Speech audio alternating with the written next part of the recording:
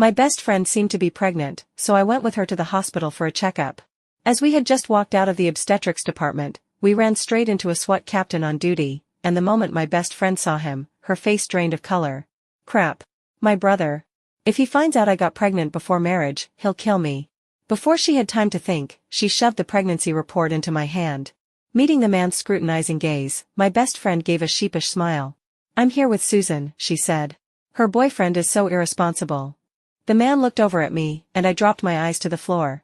Late that night, he appeared at my place, looking exhausted and hollowed out, his voice faintly trembling. "We've been together for 6 months," he said. "I've never even touched you. So whose child is it?" When Monica Brown stuffed her pregnancy test results into my hand, I froze for a moment. By my ear, I heard her low, pleading whisper, "Save me, save me, save me." When I came back to my senses, Keith Brown had already walked up to the two of us. The young nurses passing by stole furtive glances at him. Dressed head to toe in a black SWAT uniform, with his 186 height, his presence felt even more imposing. His features were sharply defined, and years of training had given his skin a healthy wheat-brown glow. He was pure, concentrated hormones. Keith must have been on duty somewhere nearby. Running into us at the hospital seemed to surprise him a little, too. "Hey, what are you doing here, Keith?" Monica chirped as she bounced over, trying to divert her brother's attention. Keith kept it brief. "A colleague got hurt. I brought him in." His gaze slid to the sign of the department behind us, the 3 characters for obstetrics standing out starkly. "And you're here for?" "A checkup." Monica's brain worked surprisingly fast at a time like this. "We meant to go to gynecology, but we went the wrong way and ended up in obstetrics." Instinctively, I tightened my grip on the pregnancy report and quietly hid it behind my back. His presence was so overpowering that I couldn't help sneaking a look at him. I was caught off guard when our eyes met, and my whole body went rigid. Just then, a nurse came out of obstetrics, smiled at us, and said, "You got your pregnancy report, right? The doctor is on the way. Please wait here for a moment." Keith's gaze dropped to me again, heavy with scrutiny and speculation. Monica and I have been best friends for over 10 years, so I know her well. I also know that the person she fears most is her brother. They grew up in a single-parent household. Their mother worked herself to the bone to support the two of them and barely had any time left to discipline them. Keith is 5 years older than Monica. From childhood to now, he has managed Monica more strictly than their mother ever did. When Monica was in middle school, her mother died of illness. From then on, Keith became her primary guardian. He is steady by nature, doesn't smile easily, and his methods are ruthless. When Monica's early high school romance was discovered, the teacher called him in. He was all politeness and warmth at school. Once they stepped outside, he dragged the boy in front of Monica. The boy was scared half to death, swearing over and over that he didn't like Monica, that he was only fooling around, that from then on he would walk the long way around whenever he saw her. That incident completely shattered Monica's fantasy of school romance. Keith knows very well how to kill without laying a finger, how to stab straight into someone's heart. And precisely because of that, even now that Monica has a job and a boyfriend, she still doesn't dare tell her brother. Their relationship is clearly stable, and her boyfriend even proposed to her a week ago, yet Keith is still in the dark. "He's busy with work and hardly ever comes home," Monica says. "Even if I wanted to tell him, I can never find the right moment. But I know that's not the real reason." She's afraid Keith will pull the same terrifying tricks he used in the past to test her boyfriend. She never expected to get pregnant this time. It was just once. Who knew once would be all it took? She's planning to keep the baby. She doesn't intend to tell Keith about it, just not now. Right now is an absolutely terrible time. Out of sheer fear of her brother, Monica shoved the pregnancy report into my hands and blurted out, almost without thinking, "I'm here with Susan." Righteous indignation lit up her face. Her boyfriend, TSK, I don't even want to talk about him. Irresponsible scumbag. Total jerk. She got more and more carried away, completely oblivious to the way Keith's expression was growing darker and darker. His gaze shifted over and landed on me. It clung to me like something bone-deep and unshakable, making my skin prickle. Keith asked, sounding offhand, "She has a boyfriend?" "Of course," Monica said. "I've even met him." Keith fell silent. The air suddenly turned strange and tense. Just as I was about to suffocate from the awkwardness, another man in a SWAT uniform ran over. "Captain, Tim is awake." Keith's expression tightened. "I'll go take a look." The situation was urgent, he didn't have time to say anything more to us, and he turned and walked away. Monica let out a long breath of relief. When she turned and saw how dazed I looked, her eyes filled with grateful tears. "Susan, you are literally my savior. How about this, let's find somewhere quiet and I'll kowtow to you properly. Otherwise I'll never forgive myself." She made me laugh. I've taken the blame for her more times than I can count over the years, one more doesn't really matter. As she likes to put it, the whole point of having a friend is to have someone who'll ignore their conscience and still take your side. I poked her in the forehead. Enough. Go see the doctor. Sensitive as she is, she picked up on my mood and tried to reassure me. It's fine, you don't really know my brother. He won't take it that seriously. We just need to muddle through for now. I'll explain everything to him later. A nurse came out and called her name, and Monica went in with the pregnancy report. I stood at the doorway of the department, feeling a little dazed.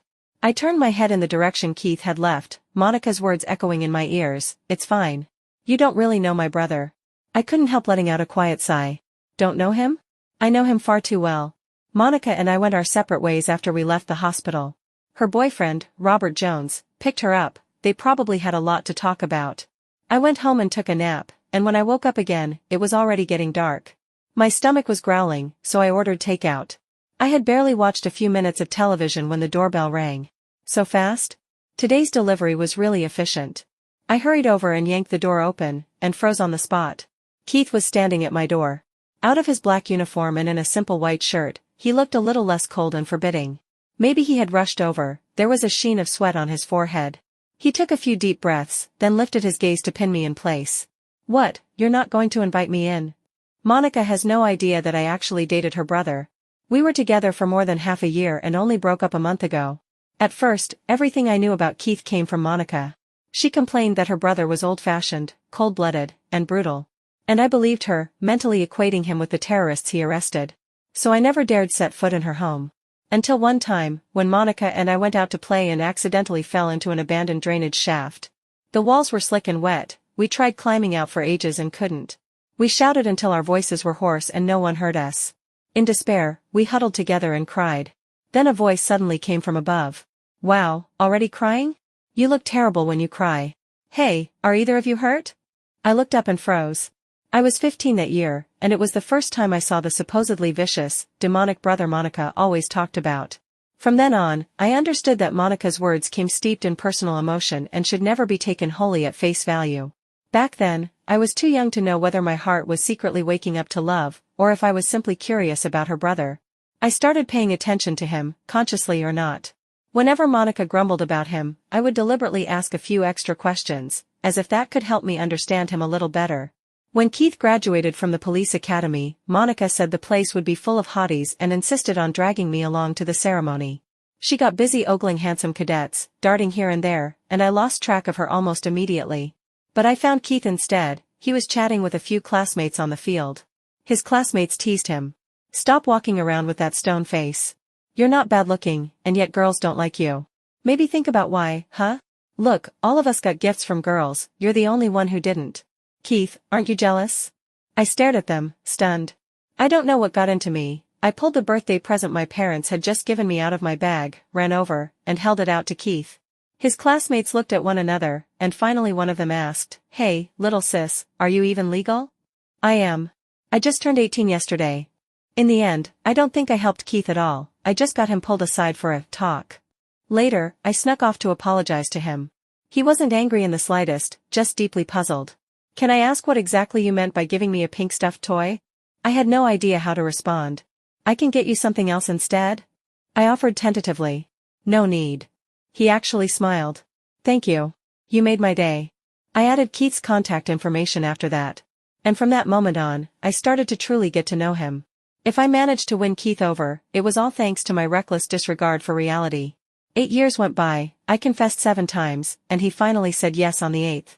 But the relationship didn't even make it to a full year before it ended. I was the one who brought up the breakup. There were plenty of reasons, but the only explanation I gave him was 3 short words: "We're incompatible." Dragged back to the present, I looked at the man in front of me, embarrassment prickling under my skin. Right then, the delivery guy started pounding on my door. "Hello, your order's here." I went over and brought the takeout inside. It was still piping hot, spicy mala soup, but this was clearly not the time to eat it. Swallowing my hunger and craving, I asked Keith, "What brings you here?" Keith's gaze was fixed on the takeout box on the table. "This is what you're eating?" I nodded, not seeing the problem. His voice dropped. "You're pregnant and you're eating this?" Oh no.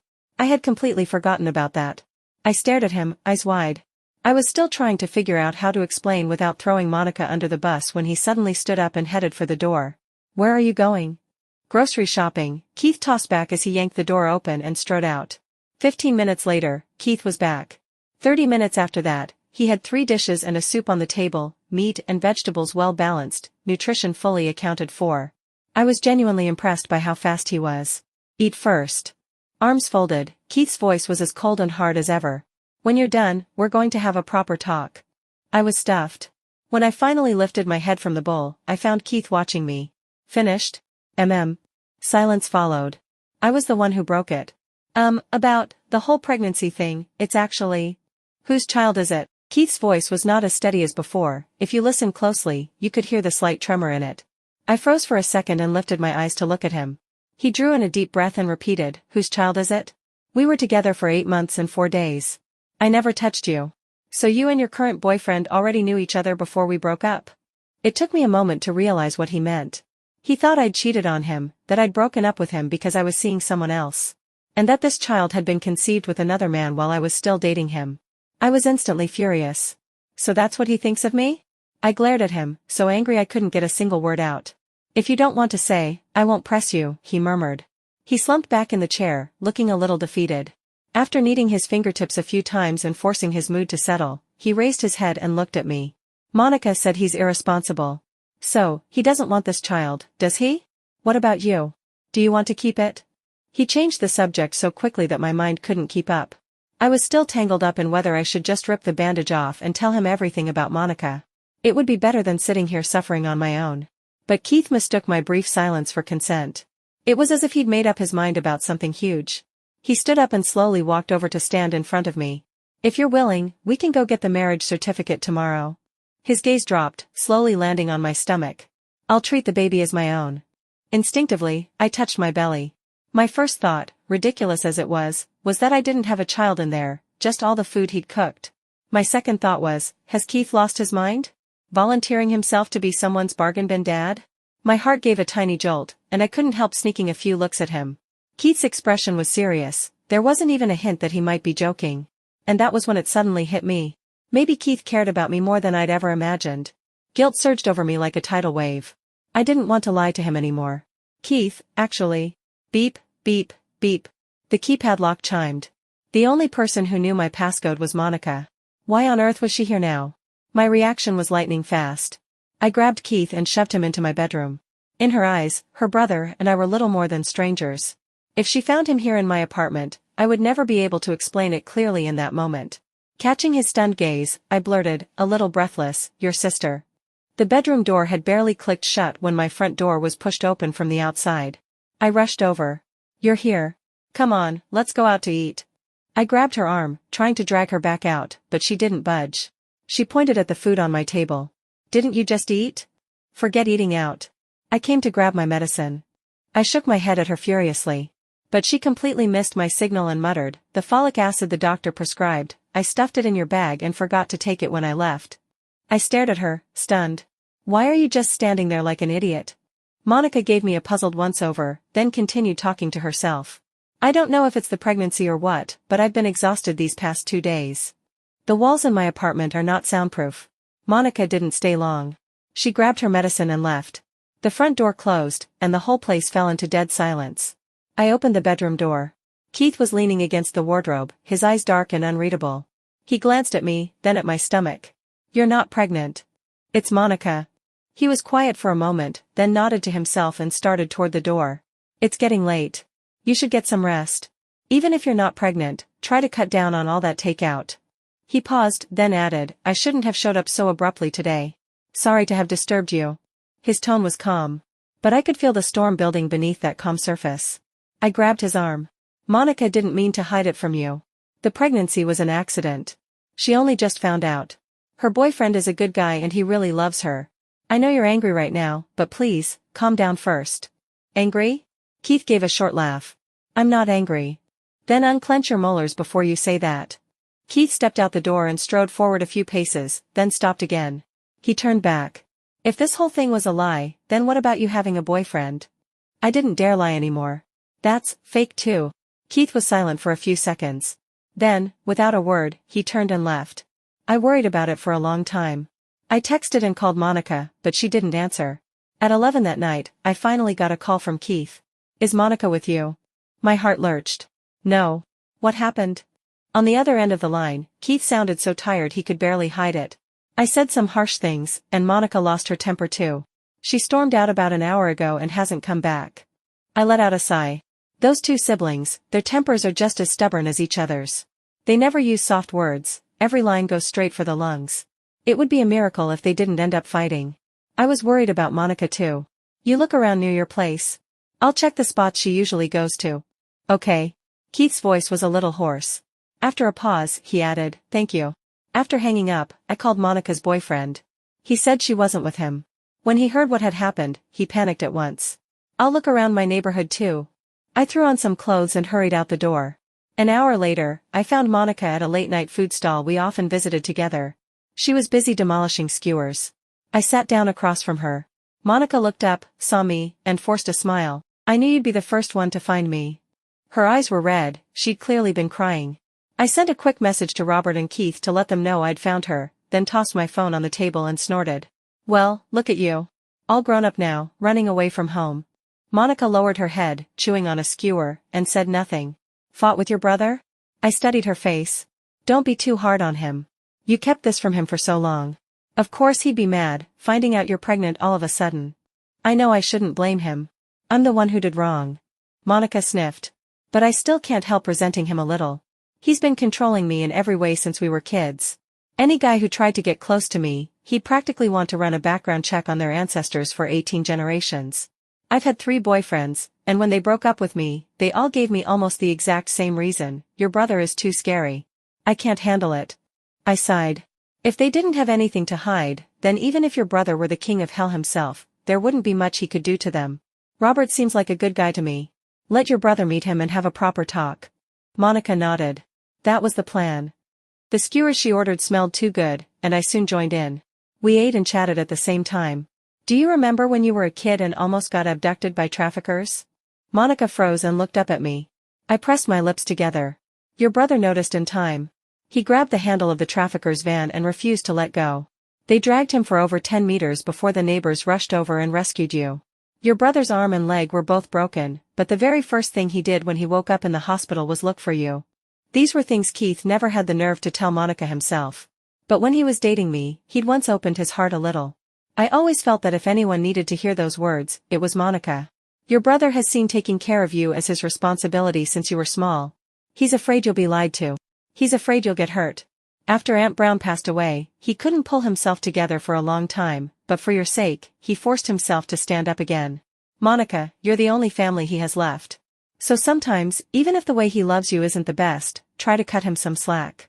Your brother is also a first-time brother." Monica's fingers tightened around the bamboo skewer until her knuckles turned white. She stared down at the table, quiet for a long time. Just when I thought she wasn't going to respond at all, she finally spoke. "I know. Honestly, the moment I walked out, I regretted it. I hid this from my brother, he had every right to yell at me. But you know how I am. I'd rather die than lose face. I couldn't bring myself to turn back, so I came here instead." She sniffed and glanced up at me.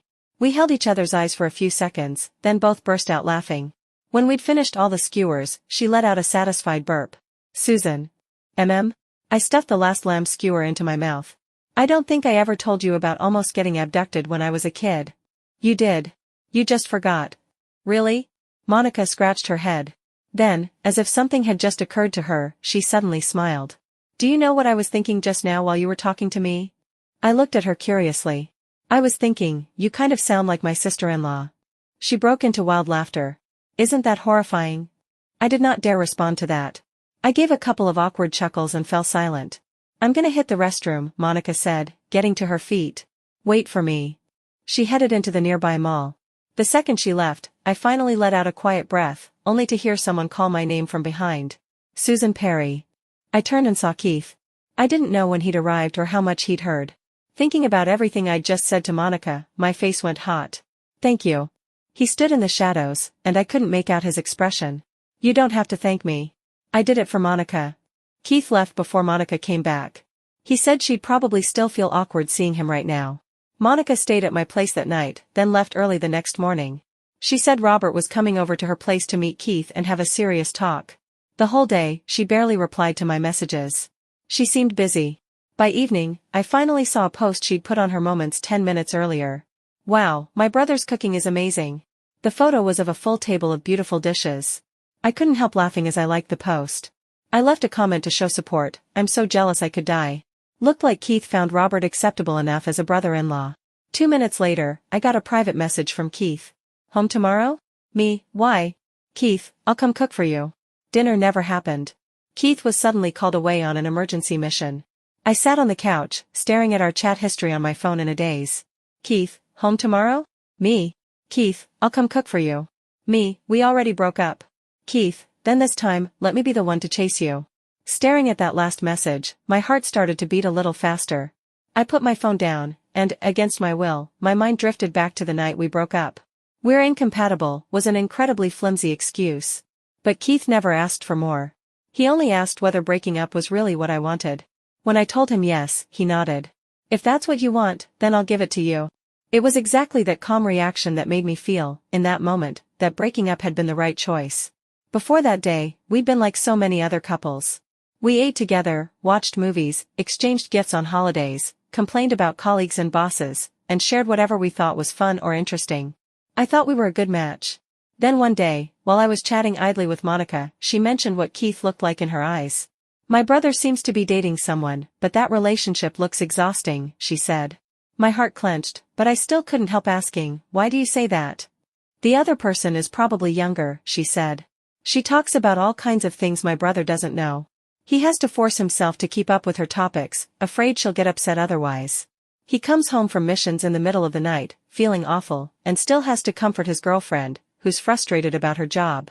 He's in a terrible mood himself, but he puts on a brave face, and she doesn't seem to notice.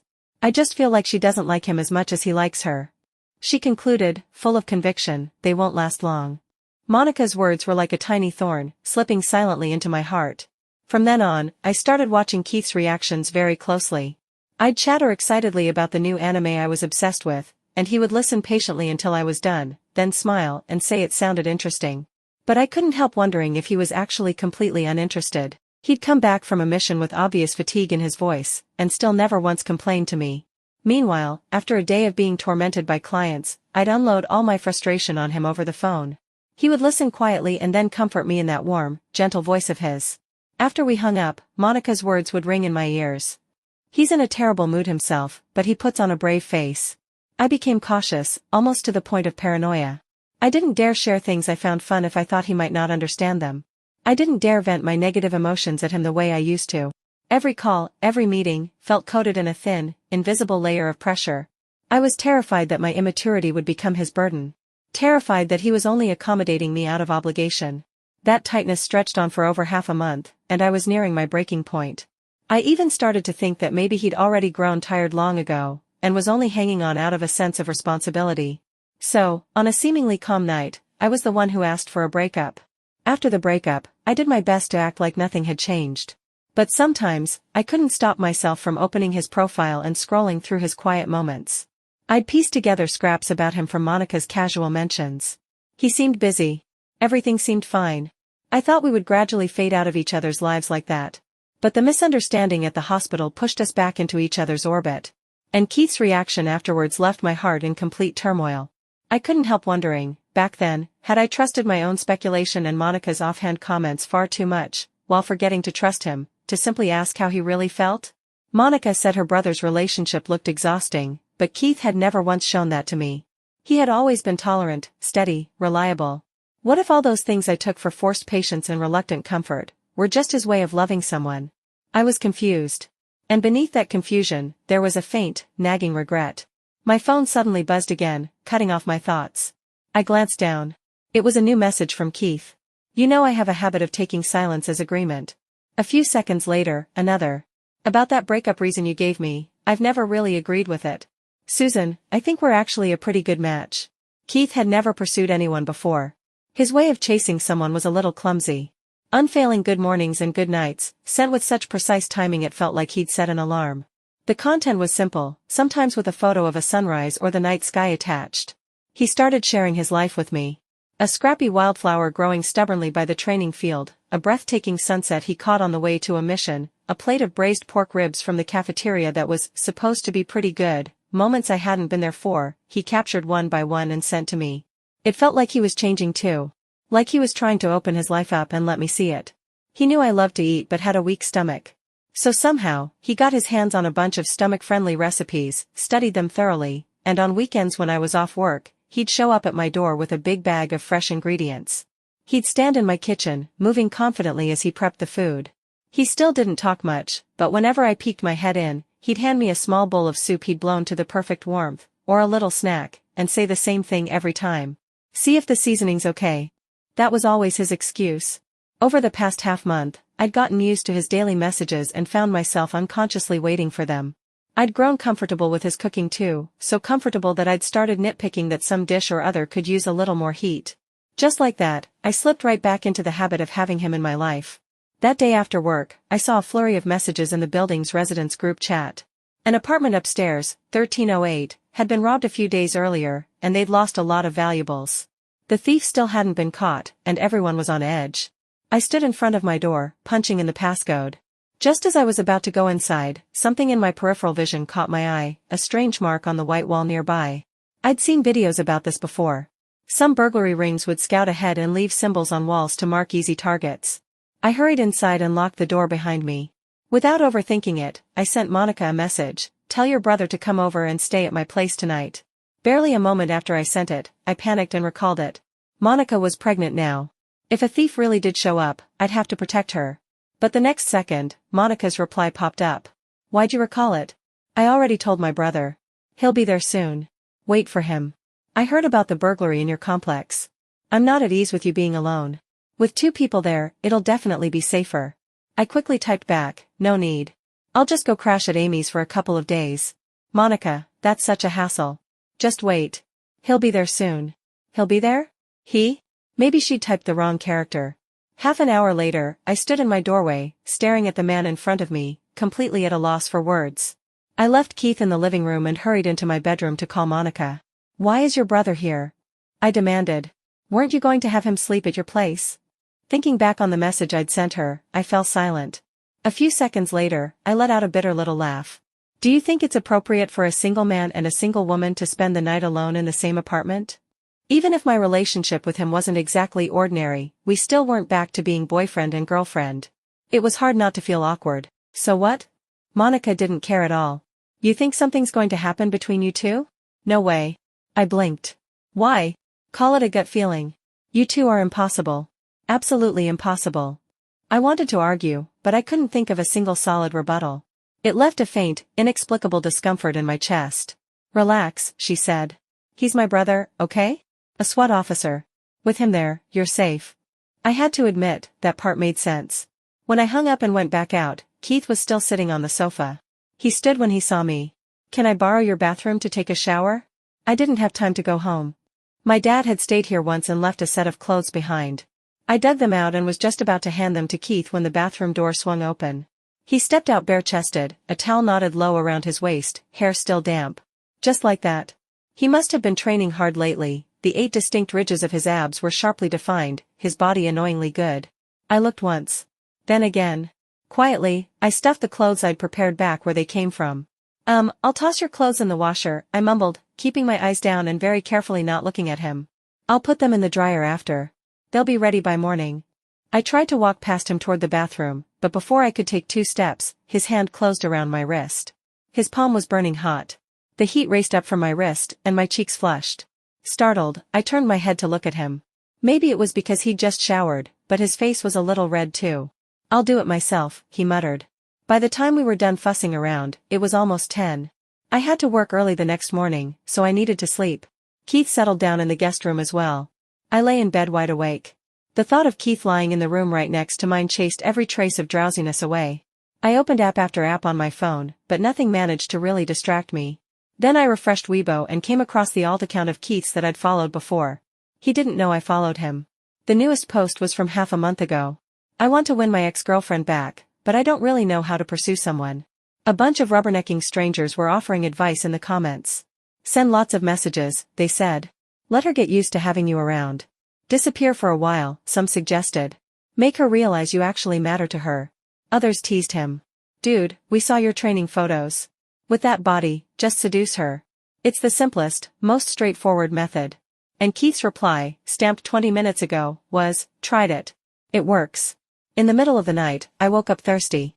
Half asleep, I shuffled out of bed and groped my way toward the living room. I was feeling around for the light switch when I caught a glimpse of a dark figure moving across the room. My heart jumped, and I jolted fully awake. I thought it was Keith and called out, "Why are you up?" But the next second, the shadow lunged straight at me. Terror locked my muscles. I tried to scream, but no sound came out.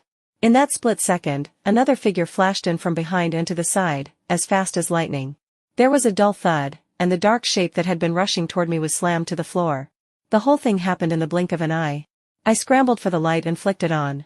Keith was kneeling on one knee, pinning the intruder to the ground with his weight and twisting the man's wrist back in a brutal hold. My heart was pounding so hard it hurt. My legs went weak, and I had to brace myself against the wall to stay upright. "You okay?" Keith looked up at me, sharp gaze filled with worry. Only after he'd confirmed I was unhurt did his shoulders finally loosen a fraction. I'm fine. I forced myself to calm down. I fumbled for my phone and called the police. They arrived quickly and took the burglar away.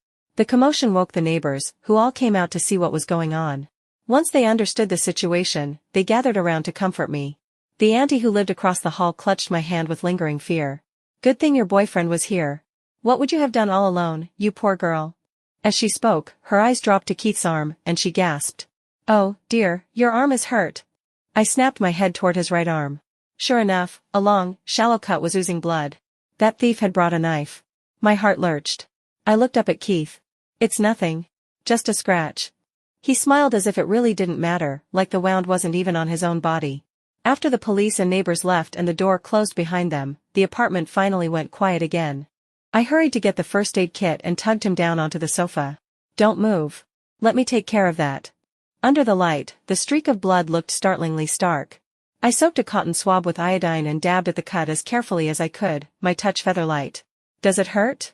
I couldn't help asking, my voice tinged with a concern I hadn't even realized I was showing. Keith didn't answer. Instead, he let out a soft, inexplicable laugh. I glanced up at him in confusion. "What are you laughing at? You're injured and still laughing?" He lowered his eyes to me, the amusement in them deepening. "I'm happy." "What?" "I'm happy," he repeated, pausing for a moment, his tone filled with quiet satisfaction. "Now I know just how much you care about me." Heat flooded my face, and my hand stilled for a beat. I schooled my expression into a stern one. "This is basic human decency, okay?" He clearly didn't believe me, but he didn't push it further. Once I cleaned the wound and taped on a bandage, I put the kit away. The room fell still, the only sound the faint hum of traffic outside the window. After a brief silence, Keith spoke again, his tone much more serious than before. "Susan." "Yeah? Now, can you tell me?" His gaze held mine, focused and sincere. "The real reason you wanted to break up back then." When I finished telling him everything, Keith didn't speak for a long time. Nervous, I raised my eyes to his face, but there was no anger there, no shock, just a look of sudden clarity mixed with a kind of helpless amusement. He sighed and rubbed his brow. Then he looked at me very seriously. "First of all, from now on, whatever Monica says, especially when it's about me, take it half seriously at most. Second," he went on after a slight pause, his voice solemn, "listening to you talk about things I don't know isn't a burden. It's a chance to get to know your world. I think it's interesting. When I've had a rough day at work and I hear your voice, hear you complaining about all those little annoyances, that's relaxing for me. I'm not faking a smile." He seemed to search for the right words, then continued slowly, "It's feeling like there's someone out there waiting for me, needing me. That feels good. I admit I might not be the funniest or most charming boyfriend. When I get busy, I sometimes forget about your feelings. But I've never felt tired of you, and I've never once thought about breaking up." For someone as terse as he usually was, the stream of words he poured out now felt especially earnest and weighty. I stared at him, my emotions a complete jumble, sourness, relief, and above all a tidal wave of regret and tenderness. So it really had all been in my head. He cared about me far more than I'd ever allowed myself to believe. "So," Keith said, eyes dark and intent on me, "now that you know what I really think, do you still feel we're not compatible?" I held his gaze for a long moment. The last knot in my heart finally unraveled. I shook my head, my voice very soft. "I think we're actually a pretty good match." Keith smiled. He pulled me gently into his arms. "Promise me one thing?" Okay? Next time something's bothering you, say it. You have to say it. I nodded. Okay. We didn't say anything more. In the quiet of the night, we held each other tightly. And then, bang! The front door was flung open, followed by Monica's shout. Are you okay? Why didn't you pick up your phone? She stood in the doorway, frozen like a statue. At 1 in the morning, the three of us sat in the living room, the atmosphere heavy. Monica sat between Keith and me, silent for a long time. That was terrifying, she muttered at last. Susan, did my brother force you? She turned to me, eyes bright with a kind of hopeful righteousness. If you say he forced you, I'll cut ties with him tonight. A vein throbbed at Keith's temple. Do I look like that kind of person to you? Shut up. For once, Keith actually obeyed and fell silent. Oh. I guess, like me, he was feeling a bit guilty too. I sneaked a look at Monica's expression and gave her my most ingratiating smile. I'm the one who chased him. I'm the one chasing you, Keith countered immediately. I mean, I chased you before, I added. Keith shot back, don't you have work tomorrow? Go to bed. I'll explain it to her. As if I could sleep now. I shook my head. Keith glanced over at Monica and froze. I followed his gaze. Monica was sprawled on the sofa, staring up at the ceiling, her face a picture of despair. How wonderful, she croaked. My best friend turned into my sister-in-law. How wonderful. My brother turned into my best friend's husband. I must be dreaming. I have to be dreaming. Looking at her, I felt a pang of guilt. I think, I said, we need to have a proper talk. I shooed Keith back into the guest room and dragged Monica into my bedroom. She sat on the edge of the bed with her back to me, and when I walked around to face her, I saw that her eyes were a little red. It made my chest ache. Monica, I'm sorry. I never meant to keep this from you. I kept wanting to wait for the right moment to tell you, but I hesitated, and somehow, it just dragged on until now. Monica huffed and turned her face away. So I don't count as a real best friend to you. How could you say that? I grabbed her arm.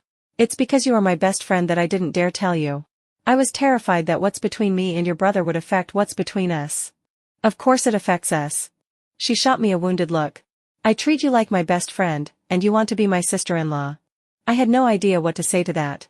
I just stood there, helpless. Then she added, not that you can't be my sister-in-law. If you marry into our family, you won't have any mother-in-law drama, and there won't be some nasty sister-in-law giving you attitude. I mean, it's you and me, who could ever come between us? And once you're in the family, I'll finally be able to openly rebel against my brother at home. You'll definitely take my side. If you think about it, you marrying him early is a total win for me. I stared at her as she continued analyzing the situation all by herself, completely dumbfounded. Her mood swings were way too fast. But it was a good thing. I threw my arms around her, moved almost to tears. I knew you were the best. Cut it out. Monica poked my forehead. I'll interrogate my brother when I get home. As for you, start talking. I blinked. About what? How exactly did you and my brother end up together? We talked half the night. From the first stirrings of my crush on him to the way I finally worked up the courage to chase him down, I told her every last detail. When she learned that it had taken 8 separate confessions before I finally got her brother to agree to date me, Monica jerked upright, eyes wide. Who does he think he is? Worth 8 confessions? She gritted her teeth. He used to climb walls and skip class, pick fights, talk back to teachers. Now he's grown and he's still insufferably sharp-tongued, has a bad temper, and sometimes he doesn't even shower. Monica. Keith's low warning came through the door. Stop making things up. Monica practically vibrated with rage. She punched at the door a few times, then fell quiet, turned to me, and muttered, the not showering part is a lie. He's actually very clean. I went out and all but dragged Keith back into the guest room. When I came back, Monica was already lying in my bed. Come on. We're not done talking. Oh. She really was set on finishing her interrogation. I gave a wry little smile and lay down beside her. Susan, she said softly, my brother's actually a good guy. I'm really happy you two ended up together. My nose stung, and I rolled over to hug her. Thank you. Monica's tone changed in an instant. If I fight with my brother in the future, whose side are you on? Yours. I burrowed my head into the curve of her neck. Always yours. That's more like it.